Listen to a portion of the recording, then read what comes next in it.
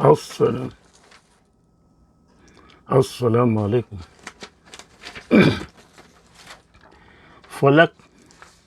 فلک چاہتی ہے کہ نوال اور کبیر کے آفس سے ریزائن کر دے نوال، تو کبیر سے رابطہ اپنے 10 کروڑ بھی روپے لے لیں جو انہوں نے ڈپازٹ کرائی تھی اس کے۔ تو نوال کہتی ہے ابھی میں نہیں کر سکتی، میں بعد میں کر دوں گی ریزائن بھی سب۔ دیکھیے تم نے تو کہا تھا کہ میں اتنی مر گئی ہوں، پھنسی ہوئی ہوں، میرے ساتھ ظلم ہو رہا ہے، تو میں نے تمہارے کہنے پہ تو دیا تھا، اور تم میرے پہ ہی وہ کر رہی ہے۔ بہرحال اتنی بات ہوتی ہے اس کی، جب وہ جو ہے اپنی ماں کو کہتی ہے کہ نوال نے کبیر کو کاروبار میں 10 کروڑ روپے دیے اور اسے زمین بیچ دی ہے اس نے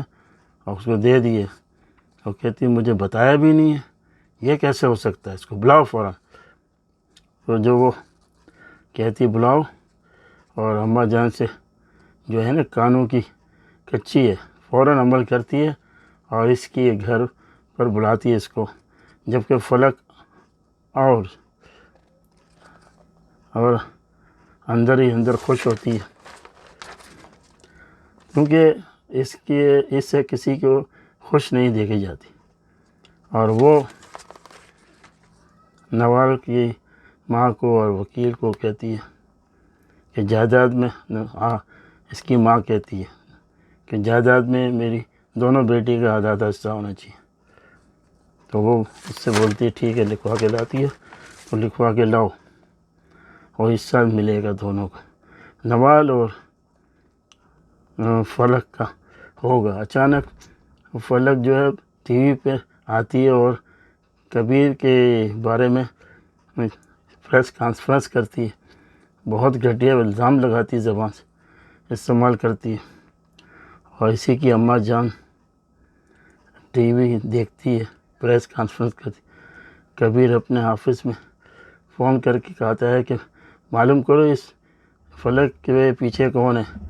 تو اس سے سب کے تو وہ اس کا باس بتاتا ہے کہ فلک کے پیچھے وہ حمزہ ہے جس نے یہ پریس کانفرنس کرائی۔ بولتا ہے میرا شک تو تھا ہی، اور دونوں سب کے پیچھے حمزہ ہی ہوتا ہے، مجھے معلوم تھا۔ اس کے بعد میڈیکل والی ٹیلی فون کرتی ہے، فلک کو کہتی ہے آپ تو بڑی اچھی پریس کانفرنس کی، بڑا مزہ آیا، بڑا یہ ہوا بہت، اب تو آپ کو ملیں گے ڈرامے، پکچریں سب۔ وہ کہتی ہے اس کو، تو وہ کہتی ہے ہاں سب مجھے معلوم ہے۔ وہ آخر میں پھر جو یہ کہتی ہے اپنی ماں کو کہ یہ جو فلک ہے، تو پھر وہ کہتی ہے کہ نوال کہتی ہے تم نے تو کہا تھا کہ میری حالت خراب ہے اور آپ اس کو لون دو، اس طرح پھر میں نے کیونکہ نوکری کر رہی تھی، میں نے آپ کی مدد کی، تو آپ میرے پہ الٹا الزام دیتی ہے کہ کیوں زمین بیچ دی کر دی۔ سمجھ میں آیا؟ تو اس طرح جو ہے نا، یہ اس طرح یہ نوال کو بھی تنگ کرنا شروع کر دیتی ہے، اور اس کی ماں کا چکر آتا ہے، دل کا دورہ پڑتا ہے، پھر اسپتال میں جاتی ہے۔ وہ تو ہے ہی یہ آنکھوں کی اندھی، اس کو نہیں سمجھ آتی یہ کس طرح چال چل رہی ہے، اور اس طرح وہ اس کو